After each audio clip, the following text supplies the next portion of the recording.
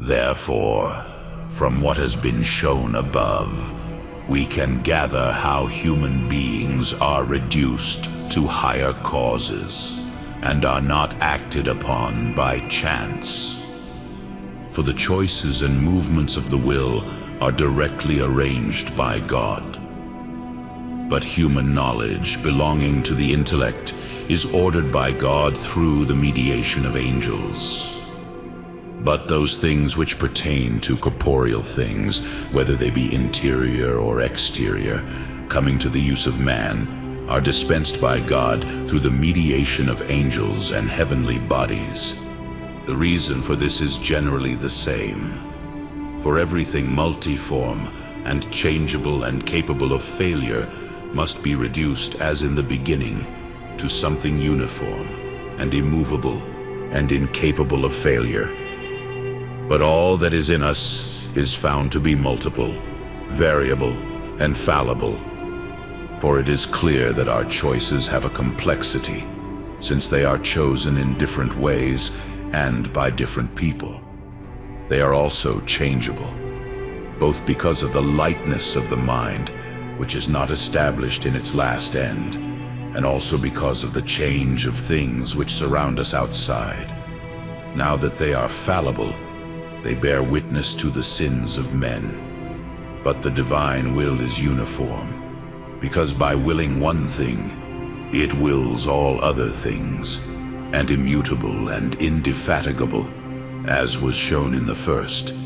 It is therefore necessary that the movement of all wills and choices be brought back to the divine will, but not for any other reason, because God alone is the cause of our wills and choices. Similarly, our intelligence has a multiplication, because we gather, as it were, an intelligible truth from many sensible things. It is also changeable, because it proceeds by running from one thing to another, proceeding from the known to the unknown. It is also defective, because of the mixture of imagination and sense, as they show the errors of men. But the knowledges of the angels are uniform, because they receive the knowledge of the truth from the one source of truth, that is, God.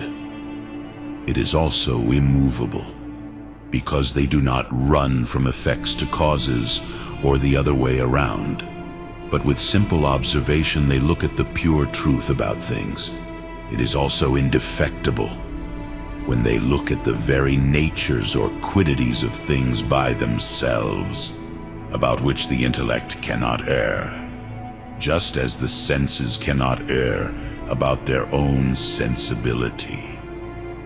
But we infer the facts of things from accidents and effects, again of human bodies and of the exteriors which men use. It is manifest that there is in them a multiplicity of mixture and contrariety, and they do not always move in the same way, because their movements cannot be continuous, and that they are defective through alteration and corruption. But the heavenly bodies are uniform, as being simple and without any contradiction in existence. Their movements are also uniform, continuous, and always behaving in the same way.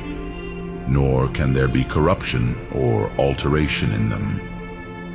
Hence it is necessary that our bodies and other things which come to our use should be regulated by the movements of the heavenly bodies.